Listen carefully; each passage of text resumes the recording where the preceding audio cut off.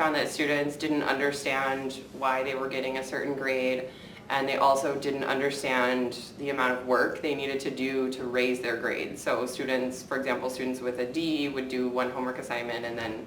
ask me if they had a B or an A, or, students would say, oh, I have a 72, like what grade is that? Like they really had just no idea,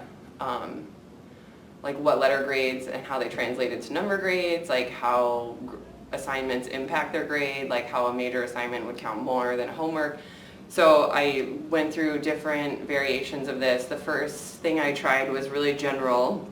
and it didn't really work that well. So it basically just had their average from the previous week and then their new average for the current week, and they would do a short reflection on why they, like, did it go up or down, why they thought it went up or down, like, are they currently reaching their semester goal, and that was pretty much it. Like, we would spend 10 minutes on it in class, and then I would pass back work. And then the second thing I tried was more specific, because I think they still weren't quite making the connection between like the actual work that they complete and the grade going up. So I had the assignments from the previous week listed, and they had to, like I would put it either up on the board, or I had printouts for them to use, like with their ID numbers, and it would have their grades from the previous week and the name of the assignment, and they would have to find their ID, find their grades from the previous week, and fill it in on the grade analysis that I had passed out. And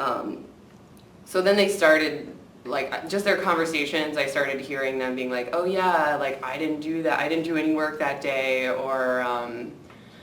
like, oh yeah, I need to make that up, or oh, I just need to bring it up from, like, I have a 60, like I didn't really try, let me do a couple questions, and it would raise it to a C. So they started, I think, understanding a little better. And then the final thing that I did was just structure the way I was passing back work alongside the grade analysis. So in addition to them writing down each grade for each assignment and knowing what the assignment was called,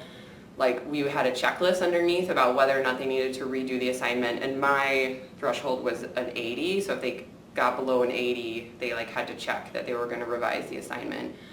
And so we would go through the checklist. I would pass back the assignment, we would label that part of the grade analysis, everybody would do the checklist, and then we would move on to the second assignment. Then I would pass back that assignment, they would label their grade, then they would do the checklist, and then like, normally there's 3 or 4 in a week. And then,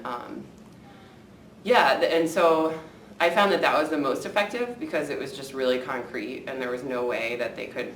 not get the message that the work corresponds with their grade. I found that it kind of helped everyone be more motivated, but it specifically helped students who were like close to getting a C or close to getting a B. And also I found that it helped students who like might just be okay with a B, like they saw how they could make an A, and so students, like, it helped with the low grades, but I think it actually helped more with the higher grades. So kids were like super motivated to get an A, which like I hadn't really heard before.